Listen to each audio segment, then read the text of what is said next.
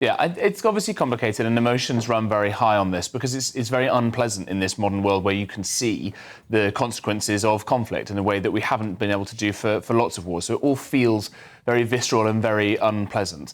I think Britain is torn here because, we have the feeling of obligation to do things around the world, and yet things at home are so difficult.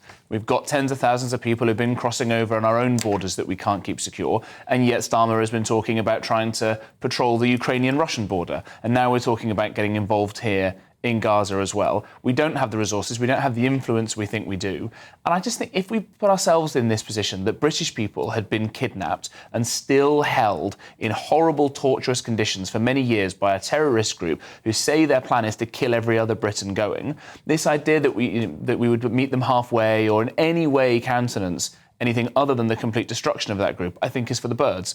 So what else can Netanyahu do if this bunch of horrible, evil terrorists won't let these people go? Would we stop and go, oh, well, it's a bit nasty because, they're some innocents? It doesn't work like that. More Germans were killed in World War II than Brits were. Does that mean that Brits were the baddies? No, it's more complicated than that. And I fear that the reason that Starmer is really getting involved in this comes down to crude, dirty, domestic politics and the kind of voters he wants to keep for the next election.